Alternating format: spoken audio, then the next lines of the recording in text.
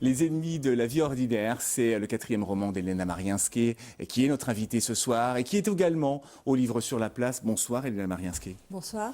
7. Ils sont 7, tous addicts, réunis par une thérapeute qui a décidé de tenter une thérapie de groupe. Un pari osé qui va vite mal tourner quand même. Mais oui, parce qu'elle a décidé de décloisonner, c'est-à-dire de traiter ensemble un addict au sexe, une addict au shopping, une alcoolique, un toxicomane à la cocaïne, etc. Et elle se dit, je vais fédérer un petit peu les stratégies qu'ils ont tous imaginées isolément pour sortir de l'addiction. Et ils vont tous devenir polyaddicts. Mais voilà, parce qu'elle n'avait pas imaginé une chose qui était essentielle, c'est qu'ils ont une nature addictive et donc ils vont très vite s'intéresser aux addictions de leurs petits copains. Et là, évidemment, elle va être très vite dépassée et la thérapie et le roman vont partir complètement en vrille. Ennemis de la vie ordinaire, c'est parce que justement, ils sont tous hors normes. Ils sont tous hors normes et en fait, le roman les montre en train de résister à toute tentative de mise en norme.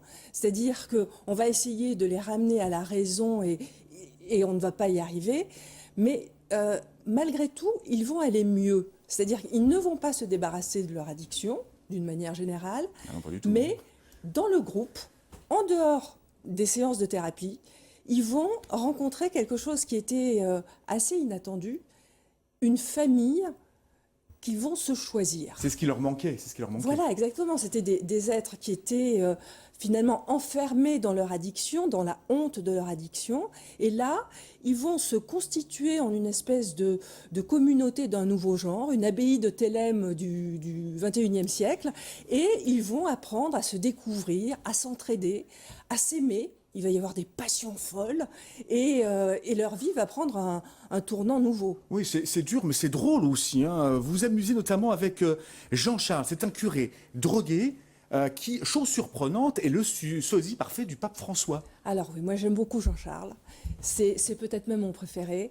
C'est un curé qui a fait sa carrière de curé de façon tout à fait normale. Et puis un jour, le pape François est arrivé dans les médias. Il a eu le succès qu'on connaît. Et Jean-Charles s'est retrouvé avec la tête du pape François. Et donc vous imaginez, les églises, elles sont vides, mais pas celles de Jean-Charles, parce que tout le monde se presse pour le voir.